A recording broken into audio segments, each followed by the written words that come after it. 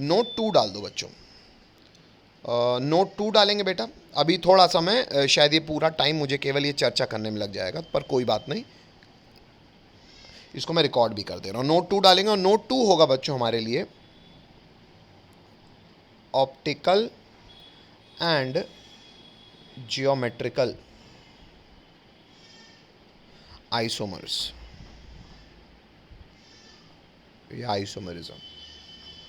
Optical and geometrical isomerism heading डाल दी, शुरू कर सकता हूं।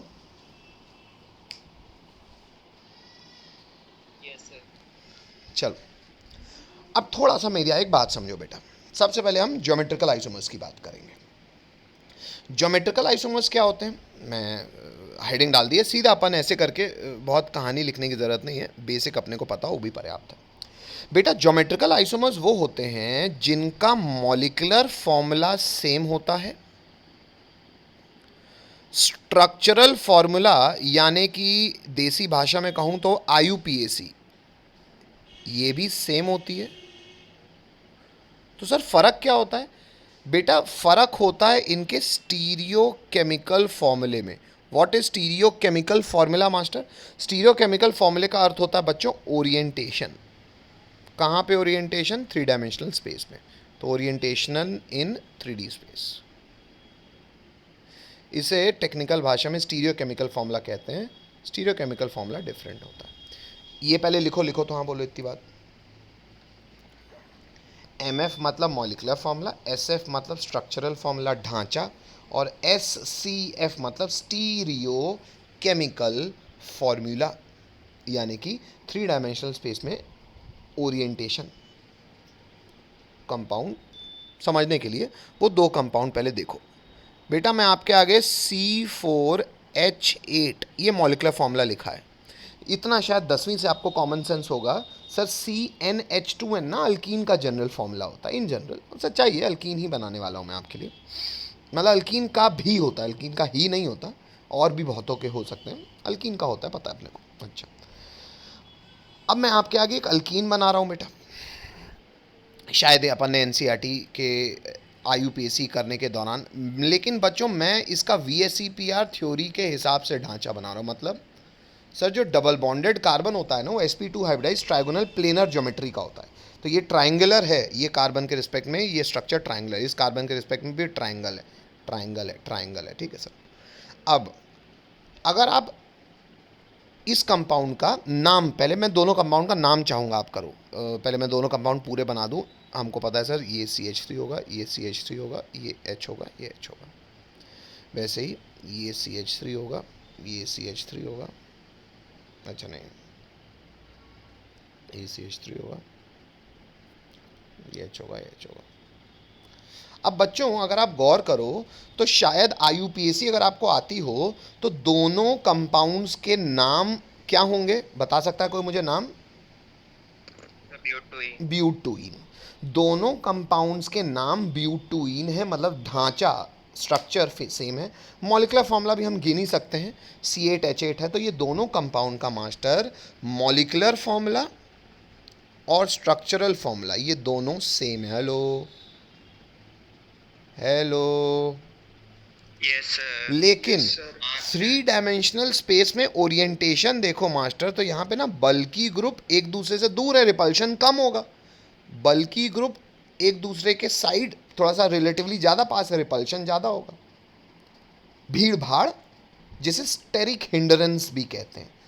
अच्छा सर मतलब ये 3 डायमेंशनल, अच्छा अब अल्कीन है बेटा, तो यहाँ पे पाई बॉन्ड होने के कारण इन्हें फ्री रोटेशन हो नहीं पाएगा। मतलब ये अगर ईश्वर ने यहाँ बनाया तो यहीं रहेगा, यहाँ बनाया तो यहीं रहेगा। तो मतलब सर ये दोनों कंपाउंड का 3 डायमेंशनल स्पेस में ओरिएंटेशन तो अलग अलग है, तो ये सेम तो नहीं है। हाँ बेटा ये सेम नहीं है। इनका रिश्ता क्या है आपस में? ये भाई कहलाते हैं, चाचा के लड़के कहलाते हैं, क्या कहलाते हैं? ये बेटा आइसोमर्स कहलाते हैं, रिश्तेदारी इनकी। ऐसी ऐसी रिश्ते वाले मॉलिक्यूल्स को हम आइसोमर्स कहेंगे। ये दो अलग अलग लोग हैं, ऑब्वियस सी बात है। अब सर ये आइसोमर्स का इनका नाम क्या होगा? राम श्याम सीता गीता, क्या नाम होगा बच्चों? जब सिमिलर ग्रुप ऑपोजिट साइड हों तो आज से ऐसे ज्योमेट्रिकल आइसोमर को हम कहेंगे ट्रांसफॉर्म। हेलो, और इसे को कहेंगे सिस फॉर्म। बाकी पूरा नाम सेम होगा, मतलब ट्रांस में फिर ब्रैकेट में पूरा IUPAC नाम लिख दो यानी कि ब्यूटुइन, और इसमें लिख देंगे सिस ब्यूटुइन। हेलो, बोलना पड़ेगा, हाँ सर। सबको बोलना पड़ेगा। किसी को दिक्कत हो तो पूछ सकता है। Hello, yes sir. आगे बढ़ जाऊं? Yes sir. तत्काल प्रभाव से इसको छापो, छापो तो हाँ बोलो। वन, ऑप्टिकल आइसोमर्स की, और फिर इनके बीच में मैं संबंध बताऊंगा मैं क्यों पढ़ा रहा हूँ ये अभी। नेक्स्ट बात करेंगे बच्चों हम लोग, आप भी लिख लीजिए ऑप्टिकल आइसोमर्स। ऑप्टिकल आइसोमर, अब सर मास्टर ये क्या है?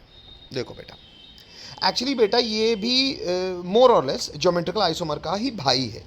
अच्छा, मतलब बच्चों ऑप्टिकल आइसोमर में भी molecular formula and structural formula ये दोनों सेम होता है।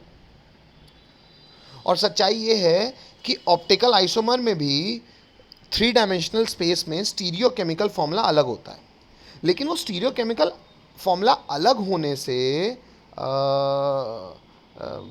आपको रिस्ट्रिक्टेड रोटेशन नहीं मिलती। मतलब जैसे आप अभी ज्योमेट्रिकल आइसोमर्स देखे, उसमें कोई चीज़ अगर एक दूसरे के ऑपोजिट है तो ऑपोजिट ही रहेगी। क्यों? क्योंकि उसमें एक ऐसा केंद्र था जो उसको रोटेट ना होने दे रहा था। वैसे केंद्र को कहते हैं ज्योमेट्रिकल स्टीरियो सेंटर।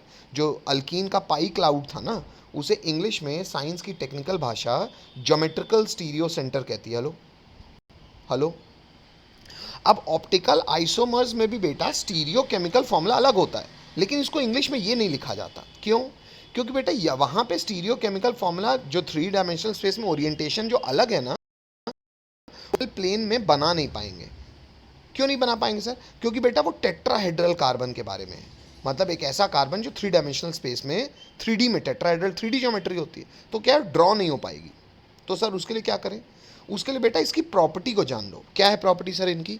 बेटा ऑप्टिकल आइसोमर्स, अगर दो लोग आपस में रिश्तेदारी रखते हैं कि ऑप्टिकल आइसोमर हैं, तो उनका मॉलिक्यूलर फॉर्मूला, बट अब इंग्लिश पूरी करनी है, but will have different ability to rotate plane of a polarized light। मतलब सर, मतलब ये बेटा कि दो ऑप्टिकल आइसोमर्स की सारी फिजिकल प्रॉपर्टीज सेम होंगी। ब्रैकेट में लिख देता हूं, ऑल फिजिकल प्रॉपर्टीज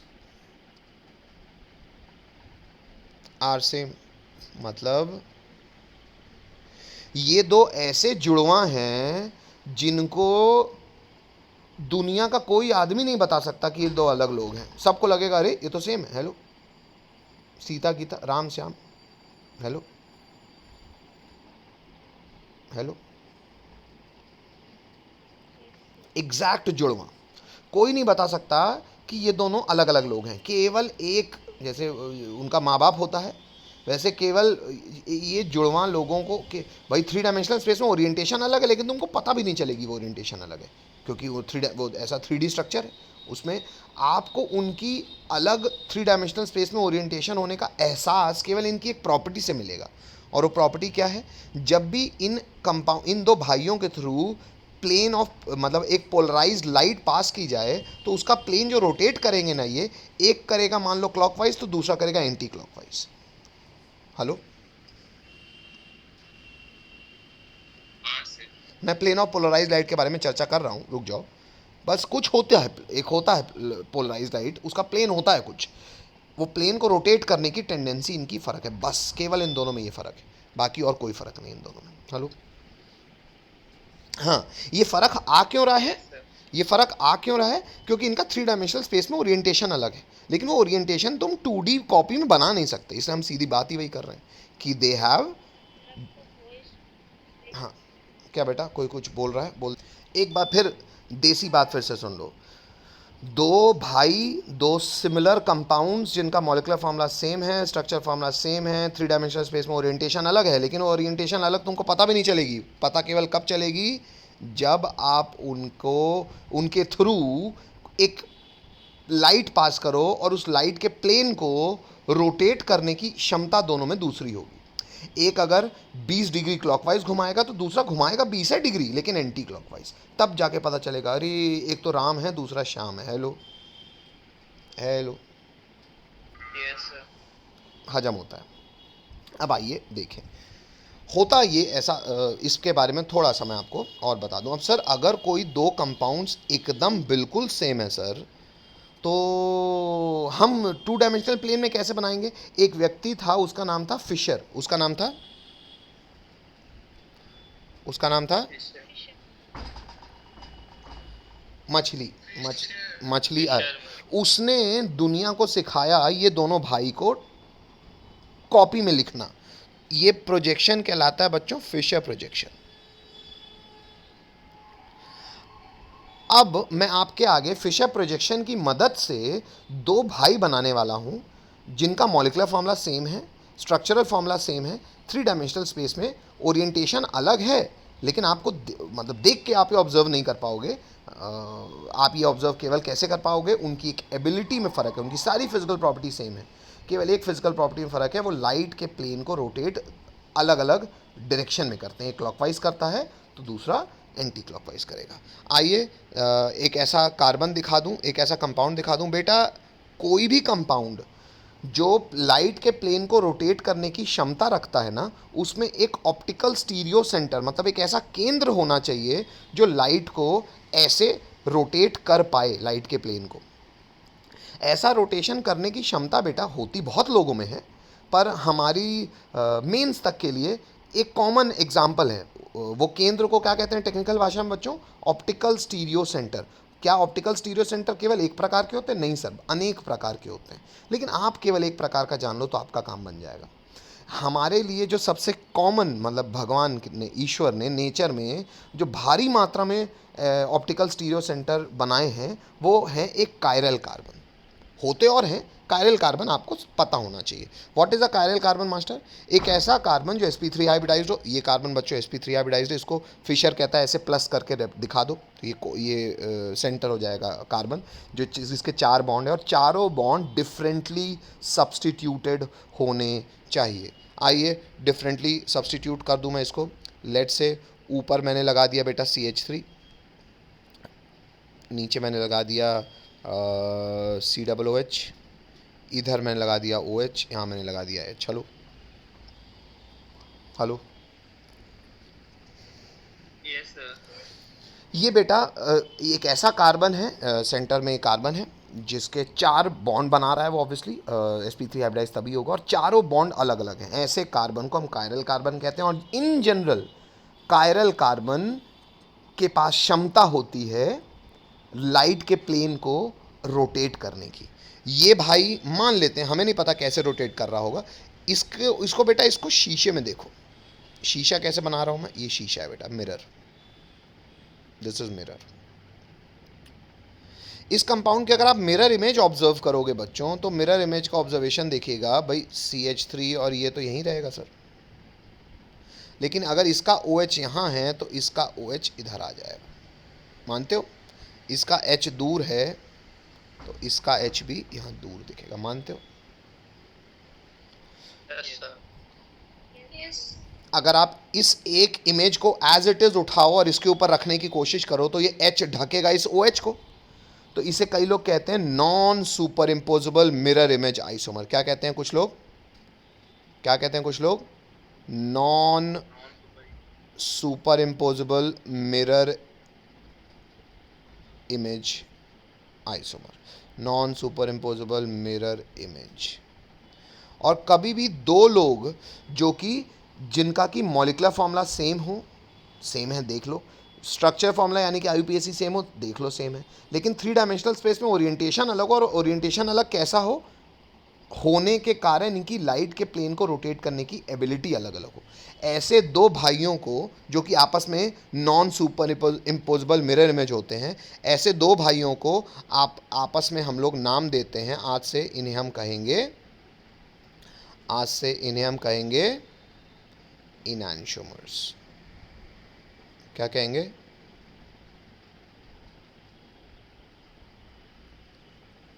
क्या कहेंगे? Enantiomer. इनैंशियोमर्स, MERS।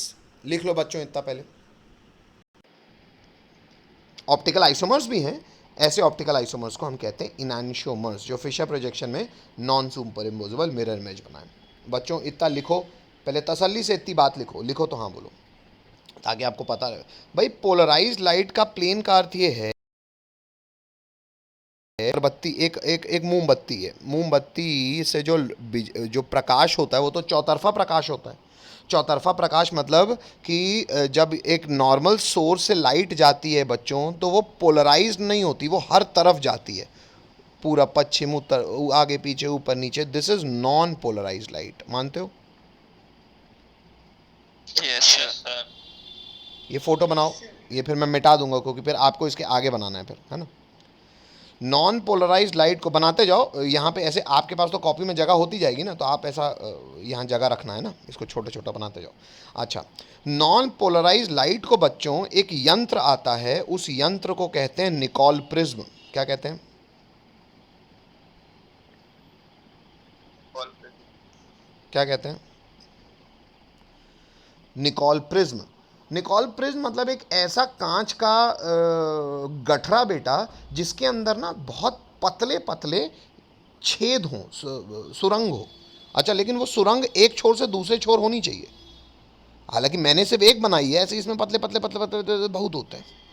तो जब भी सुराहीदार वो सुरंग से एक कायदे से एक प्रिज्म जैसी चीज़ से जब लाइट निकलती है ना बेटा, तो केवल एक सिंगल डायरेक्शनल लाइट ही निकलती है।